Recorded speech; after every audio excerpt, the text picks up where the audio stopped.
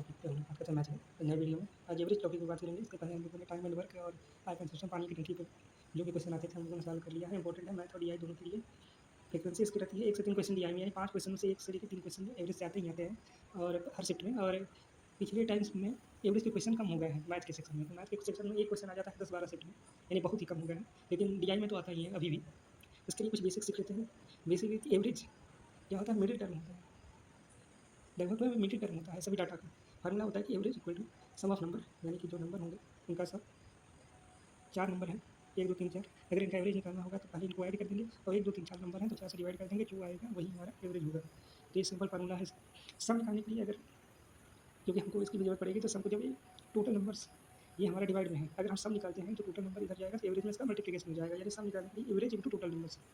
अब कुछ इसके बेसिक रूल जान लेते हैं जो हमको कैलकुलेशन ईजी करने में सहायता करेंगे। जैसे अगर डिफरेंस इक्वल हो, अगर डिफरेंस इक्वल हो 5, 10, 15, 20, इसमें 5 का डिफरेंस है, इसमें 5 का डिफरेंस है, इसमें 5 का डिफरेंस है, तो एवरेज क्या होता है कि 5 + 20। अब इनको 2 से डिवाइड कर देंगे, यही एवरेज आएगा। इन सबको हमको ऐड करने की जरूरत नहीं है, आगे हम लोग क्वेश्चन करेंगे तो उससे भी जान पाएंगे इसको कैसे अप्लाई करते हैं। कि डिफरेंस अगर इक्वल हो तो हमको सबको ऐड करने की जरूरत नहीं है, केवल फर्स्ट टर्म और लास्ट टर्म को हम ऐड कर लेंगे और उससे 2 से डिवाइड कर देंगे उसको, क्योंकि 2 ही टर्म है तो 2 से डिवाइड करके जो है वही एवरेज होगा। और कंसेक्यूटिव नंबर्स के लिए अगर और टर्म है, यानी कि 7 पदों का औसत है x, तो ये जो x होगा ये चौथा पद होगा, तो बीच में आएगा। एवरेज है मिडिल टर्म। अगर विषम पद हैं और कंसेक्यूटिव नंबर्स है, लगातार कंसेक्यूटिव लगातार क्रमागत नंबर है, तो एवरेज मिडिल टर्म होता है। पीडीएफ के लिए हमारे चैनल को ज्वाइन कर सकते हैं, टेलीग्राम चैनल को, और किसी क्वेरी के लिए यहाँ पे पूछ सकते हैं। अब हम लोग पहला क्वेश्चन लिख लेते हैं कि 5 कंसेक्यूटिव यानी क्रमागत नंबर्स का एवरेज 48 है। तो प्रोडक्ट क्या होगा, ए और ई, यानी पहला और अंतिम नंबर्स का। तो हम जानते हैं कि A B C D E ये 5 टर्म्स हैं, तो इसका मतलब 5 टर्म्स है क्रमागत हैं। और जब क्रमागत है तो मतलब और 8 नंबर है, 5 एक और नंबर है, तो इसका जो एवरेज होगा वो मिडिल टर्म होगा, यानी कि 48। सी की वैल्यू होगी 48, क्योंकि मिडिल टर्म सी है तो सी की वैल्यू हुई 48। कंसेक्यूटिव है यानी इसके आगे का होगा, ये 49 होगा, ये 50 होगा। और ये कंसेक्यूटिव नंबर है तो इसके पहले का होगा बी, 47 46।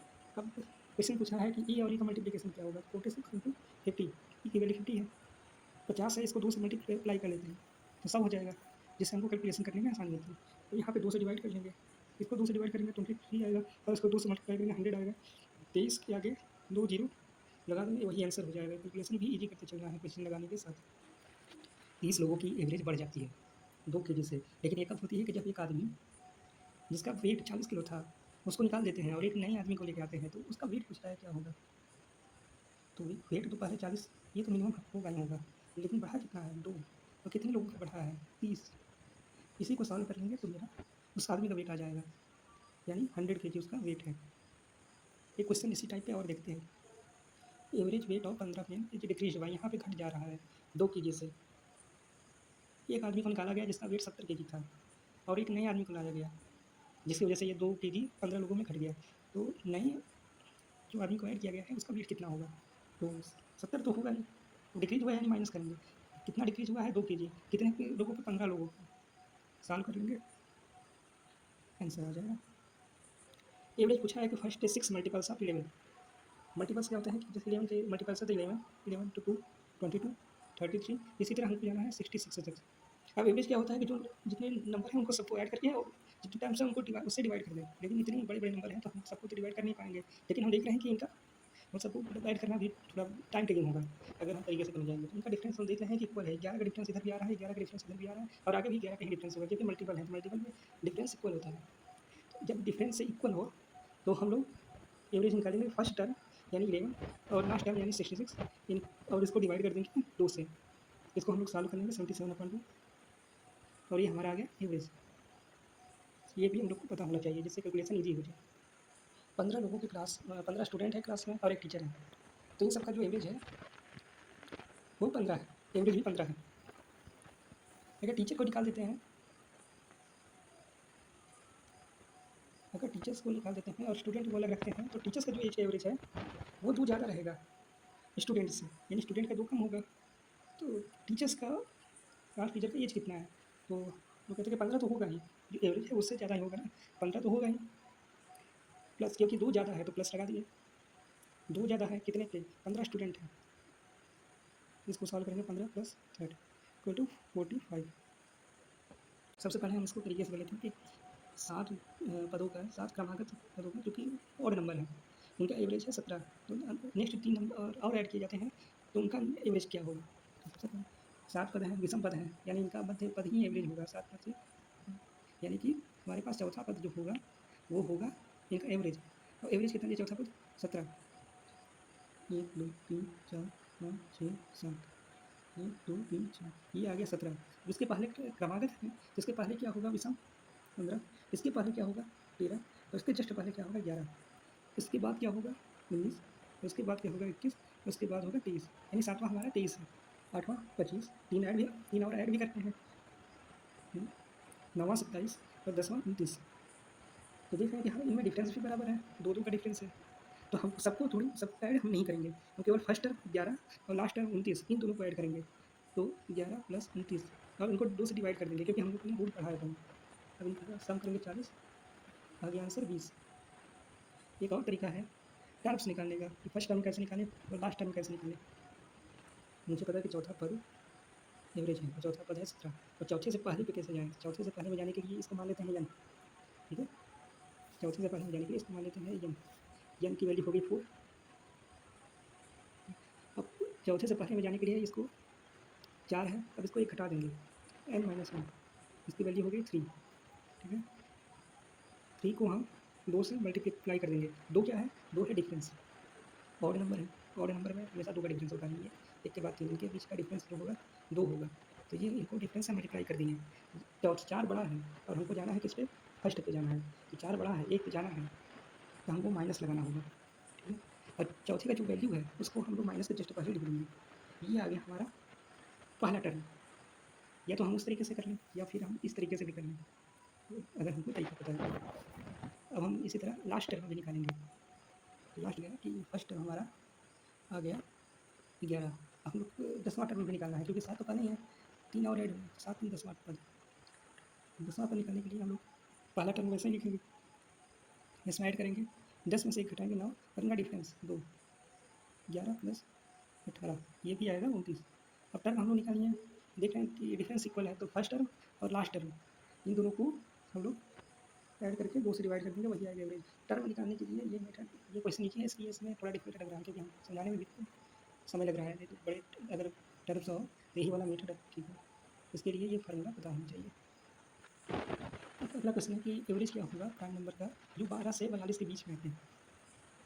तो हम लोग सबसे पहले 12 से 42 के बीच में प्राइम नंबर निकाल लेंगे, उनकी लिस्ट बना लेंगे कि जो खुद से कटते हैं और किसी संख्या से डिवाइड नहीं होते हैं।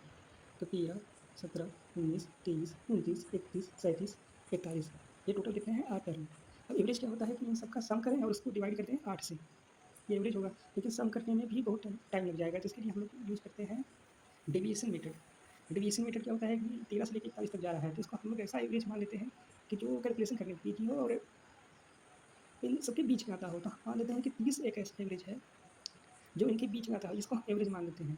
अब एवरेज से ये कितना डेविएट हो रहा है, कितना कम है, कितना ज़्यादा है, यही हम उसकी वैल्यू निकालेंगे। तो 30 में से 13 कितना कम है, 17, तो माइनस का 17। 30 में से 17 कितना कम है, माइनस का 13। 30 में से 11 कितना कम है, माइनस का 19 कितना कम है, माइनस का 11। इसी तरह -7, -1। 31 कितना, ये 30 से ज़्यादा है तो यहाँ पे आ जाएगा प्लस, ये 7 ज़्यादा है तो यहाँ पे आ जाएगा प्लस, ये 11 ज़्यादा है तो यहाँ पे आ जाएगा प्लस। 1 से 1 करिए, 7 से 7 कैंसिल, 11 से 11 कैंसिल, -17, -13, -30 होते हैं। टर्म कितने हैं, 8 हैं, इनको 8 से डिवाइड कर देंगे, आएगा 8 तिरिक के 24, 3.75। 30 हम लोग पहले से ही माने हैं एवरेज, ये माइनस में 3.75 ये डेविएशन आया, तो इस डेविएशन को विद साइन हम यहाँ पे रख देंगे। कैलकुलेशन करने पर हमारा आंसर आएगा डी। इतने सारे टर्म्स को ऐड करने की अपेक्षा हम लोग डेविएशन मेथड को यूज़ करें तो इससे डीआई के क्वेश्चन भी बन सकते हैं और मैथ में भी अगर एवरेज के क्वेश्चन आ रहे हैं तो वो भी बन सकते हैं। और डीआई में तो ये अक्सर यूज करें इसको। 7 लोगों का एवरेज है 35 साल और एक मेंबर जिसका एज है 30 साल, उसको निकाल दिया जाता है तो उसको इंक्लूड नहीं करेंगे। तो जो बाकी लोग बचे थे उनका जो एज है 1:2:3:4:5:6 में है। तो इसमें सबसे बड़े वाले का हमको एज निकालना है, इन बाकी 6 लोगों में से बड़े लोगों का हमको जो एज निकालना है। तो सबसे पहले 7 लोग हैं, तो सातों का सम हम निकालेंगे फार्मूले से, सम ऑफ 7 पीपल, यानी जो एवरेज है उनमें जितने लोग हैं उनको मल्टीप्लाई कर देंगे, तो मेरा आ गया 10 सम। एक लोग को निकालना है जिसका एज 35 साल है, तो इसको निकाल देते हैं। हम लोगों का एज आ गया, टोटल एज आ गया 210। अब सभी रेशियो को ऐड कर लेते हैं, सभी के साथ ऐड करेंगे तो आ गया 21। तो 21 रेशियो की वैल्यू दिया है 210, तो एक रेशियो की वैल्यू कितनी आ गई 10। इसमें पूछा है कि जो सबसे बड़ा है उसको निकालना है, तो जिसका रेशियो सबसे बड़ा है वो भी सबसे बड़ा होगा। तो एक रेशियो की वैल्यू 10 है, तो हमको निकालना है 6 रेशियो की, यानी हमको 6 गुना करना पड़ा यहाँ पे। तो हम इस साइड भी 6 गुना करेंगे, तो 10 6 का 60, यानी जो सबसे बड़ा है उसका एज आ गया 60 साल। ये हमारा राइट आंसर है। ये भी पहले की तरह ही है। इसको देख लेते हैं कि 40 लोगों का ग्रुप है जिनका एवरेज है 15 ईयर्स, एवरेज है 15 साल। एक लड़का जिसका एज 20 साल है वो इस ग्रुप को छोड़ देता है, और एक नया लड़का आता है जिससे इसका एवरेज 10.2 इतना हो जाता है, 15.2 ईयर्स हो जाता है। तो नई लड़के की एज हमको निकालनी है। पहले था वो 20 साल का लड़का जाता है कि मतलब बढ़ता है ना 0.2 से, कितना बढ़ रहा है, तो डिफरेंस हम अपनी 3 चीज़ें निकालेंगे, तो 0.2 हो गया, ये दूसरे क्वेश्चन की तरह है। तो 20 तो पहले से ही रहेगा, क्योंकि पढ़ रहा है तो उसमें ऐड करना होगा, और कितना ऐड करना होगा 0.2 ऐड करना होगा। लेकिन ऐसे नहीं, 40 लड़कों में पढ़ा है तो 40 को मल्टीप्लाई करना होगा। सॉल्व करने पे हमारा आंसर आ जाएगा 28। इसको सॉल्व करेंगे 4 दूनी 8, और एक ये 10 लोग जो है वो 0 से हट जाएगा, तो ये 20 8 28। 60 लोगों के एक क्लास में 60 स्टूडेंट में एवरेज हाइट है पहले 20 की 1 सेंटीमीटर, और एवरेज हाइट है उसके अलावा जो 20 है, ये 20 तो हो गए। अब 40 में से जो 20 बचे, इस 40 में से जो 20 बचे उनकी हाइट है 22 सेंटीमीटर, और अदर यानी रिमेनिंग 20, यानी 20 20 40 हो गए, जो 20 बचे थे उनका है जेड सेंटीमीटर। तो पूछा है कि सबका एवरेज कितना होगा। इसमें कहीं भी ओवरलैपिंग नहीं है, ये 20 स्टूडेंट अलग है, ये 20 अलग है, और ये 20 अलग है, और इन तीनों को ऐड करने पे भी 60 आ रहा है, टोटल 60 है। तो जो एवरेज इन तीनों का होगा वही इसका भी होगा, क्योंकि ओवरलैपिंग हो नहीं रही है, टोटल स्टूडेंट भी उतने आ रहे हैं। तो हम लोग पहले क्या करते हैं, सम निकाल लेते हैं। तो पहले स्टूडेंट का सम निकालेंगे तो 20x, दूसरे स्टूडेंट का सम निकालेंगे 20y, और फिर लास्ट 20 का सम निकालेंगे तो 20z। अब क्या करेंगे, हम लोग एवरेज निकालना है, तो इन तीनों का भी जो एवरेज होगा वही हमारा होगा। तो 20x पूरे विद्यार्थियों का सम कितना होगा, इन सबको हम ऐड करेंगे तो वो मेरा पूरा सम हो जाएगा 20x 20y 20z अपॉन, अब 20 20 40 20 60, टोटल हमारे यहाँ 60 लोग। 20 को कहाँ लेंगे, तो x plus Y plus z और 60, इसको डिवाइड करेंगे 1/3 आएगा, तो 1 से इसका मल्टीप्लाई होगा तो x plus Y plus Z ही रहेगा, और बटे 3 हो जाएगा, यानी डी आंसर हमारा सही है। इसमें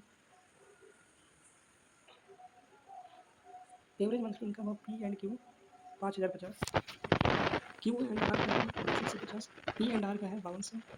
तो पी की मंथली इनकम बतानी है। तो सबसे पहले हम लोग समझते हैं कि अगर ए और बी, ए कमाता है 60 रुपये, बी कमाता है 40 रुपये, तो इनका टोटल कितना होगा 100, लेकिन एवरेज कितना होगा 50 होगा। तो हमको पूरा वैल्यू निकाल दें कि हम टोटल कितना होगा। तो पी प्लस क्यू का टोटल होगा, 2 लोग हैं 50 50 है, तो 2 को मल्टीप्लाई होगा, इसी तरह क्यू प्लस आर का भी होगा, इसी तरह पी प्लस आर का होगा।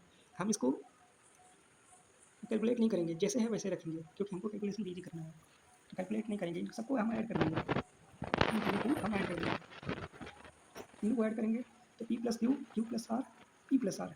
तो हर चीज़ देखें कि पी भी 2 बार आ गया, क्यू भी 2 बार आ गया, आर भी 2 बार आ गया, 2p 2q 2 आर, तो 2 यहाँ से कॉमन लेंगे, यहाँ से भी हम ऐड करेंगे, तो 2 यहाँ से भी कॉमन हो जाएगा, तो 2 कॉमन करके हम लोग बाहर कर लेंगे, और बाकी चीज़ों को हम ऐसे ही रख लेंगे। ठीक है, 2 से 2 कैंसिल हो जाएगा, हमारे पास बचेगा P plus Q plus R, तो ये इसकी वैल्यू है 50 50, 6250 प्लस 5200। अभी भी हम इसको ऐड नहीं करेंगे, क्योंकि हमको कैलकुलेशन भी करना है, हमको पी की वैल्यू निकालनी है, तो क्यू प्लस आर हमको हटाना होगा। अब यहाँ पे देख रहे हैं कि क्यू प्लस आर की वैल्यू है 2 इंटू 6250, ये क्यू प्लस आर की वैल्यू है, यानी कि इसमें 2 बार 6250 है, तो हमारे इक्वेशन में भी 1 बार 6250 है, तो एक बार तो ऐसे ही कैंसिल हो जाएगा। जब हम क्यू प्लस आर की वैल्यू यहाँ पे रखेंगे, और इस साइड जब जाएगा तो निगेटिव हो जाएगा, ये निगेटिव हो जाएगा, तो एक बार तो ये कैंसिल हो जाएगा, तो एक बार से ये कैंसिल हो गया। इसको ऐसे भी समझ सकते हैं कि पी इक्वल टू हो जाएगा 50 50 प्लस 5200 प्लस 62 50 माइनस 62 50 और एक और -6250, तो एक तो कैंसिल हो जाएगा, एक -6250 हमारे पास बचेगा। तो अब इसको हम लोग सिंपल कैलकुलेट कर लेंगे। ये 50-50 प्लस 5200 पहले से ही है, 2 62-50 में से एक 62-50 कैंसिल हो चुका है। अब इनको हम लोग कैलकुलेट करेंगे तो हमारा सिंपल आ जाएगा 4000। तो ईजी कैलकुलेशन के लिए हमको कैलकुलेशन को लंबा नहीं करना है, ईजी कैलकुलेशन के लिए जितना ज़रूरत हो उतना ही कैलकुलेशन करेंगे, जिससे हम हमारा टाइम बचे। 3 व्यक्तियों ए, बी और सी की आयु का औसत 45 साल है। औसत 45 साल है, यानी कि इनका समेशन क्या होगा 45 गुणे 3।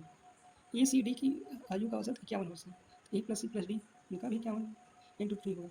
2 इक्वेशन मेरे पास आ गए, 2 इक्वेशन आ गए। तो हमसे पूछा है कि डी की आयु 56 वर्ष है, तो बी की आयु क्या होगी। ए प्लस सी के बारे में कोई भी डाटा नहीं दिया है, तो हम दोनों में ए प्लस सी है, तो इनको माइनस कर देंगे। अगर इन दोनों इक्वेशन को हम माइनस कर दें तो हमारे पास ए और सी हट जाएंगे। बी का तो बचेगा क्या, डी माइनस बी। इसको भी कैलकुलेट नहीं करना है, 45 में 3 को गुणा नहीं करना है, क्योंकि हम सेकंड में से जब फर्स्ट इक्वेशन घटाएंगे तो हम 3 को कॉमन ले लेंगे, क्योंकि 3 दोनों में है। 51 माइनस 45, 6 आएगा इनका डिफरेंस, 3 गुणे 6, ये इसकी वैल्यू आ गई 18। ये हम इजी कैलकुलेशन के लिए हमको इनको गुणा नहीं करना है, ऐसे ही रखना है। डी माइनस बी होगा 18, डी की वैल्यू दिया है 56, 56 माइनस बी इक्वल टू 18। यहाँ से कैलकुलेट करेंगे तो बी की वैल्यू आ गई 38। हमको तरीका भी पता होना चाहिए कैसे करना है मेथड, और कैलकुलेशन भी कैसे ईजी करना है। इस मेथड से हम लोग कैलकुलेशन भी ईजी कर सकते हैं। अगला क्वेश्चन है कि एवरेज एट 4 टर्म्स का 20, हम लोग मान लेते हैं ए बी सी डी है 4 टर्म्स, उनका समेशन क्या होगा। 20 एवरेज है और 4 टर्म है, तो इनको मल्टीप्लाई कर देंगे तो हमारा आ गया 80। अब सेकंड कंडीशन में ये दिया है कि फर्स्ट टर्म जो ये है 1/3 है किसका, बाकी का, बाकी का 1/3 है। तो यहाँ पे मेंशन किया है सम का, तो हम लोग E plus C plus D upon 3, ये दूसरा इक्वेशन हो गया दूसरे कंडीशन से। यहाँ से जब 3 को हम लोग इस साइड लाएंगे तो ये के साथ मल्टीप्लाई हो जाएगा, तो ये हो जाएगा। अब फर्स्ट एंड सेकंड कंडीशन से हम लोग देखते हैं, तो A plus B plus C plus D equal to है 80। ए की वैल्यू यही है, अब B plus C plus D की वैल्यू कितनी आ गई हमारे पास 3 है इक्वल टू 80। अब 4 ए की वैल्यू 80 है, तो ए की वैल्यू 20, ये आ गया मेरा आंसर।